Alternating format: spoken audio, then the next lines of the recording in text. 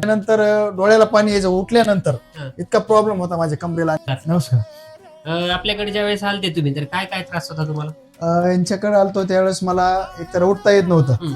4-5 दिवस दवाखान्यात होतो, मला हलता बी येत नव्हतं. हं.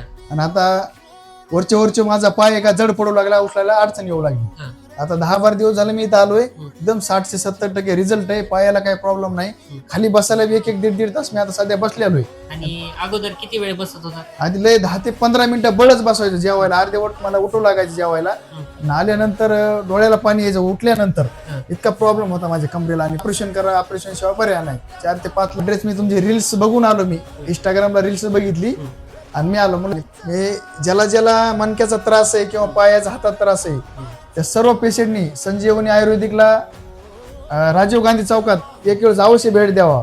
कारण की दवाखान्यात पैसे घालून काही उपयोग नाही. मी 8 ते 10 वर्ष झाले मी दवाखान्यात पैसे घालतोय. मला रिझल्ट फक्त इथं आलाय 10 दिवसामध्ये. आता तुम्ही पेशंटची प्रतिक्रिया तर पाहताच आहे. सुंदर हो. असा आपण 10-12 दिवसात रिझल्ट दिलाय. हं. आणि असाच जर कोणाला तुमच्या नातेवाईकात मित्रांना कोणाला प्रॉब्लेम असेल तर रील्स शेअर करायला विसरू नका. तुमच्या एका शेअर्समुळे नक्कीच कोणाचा तरी फायदा होऊ शकतो.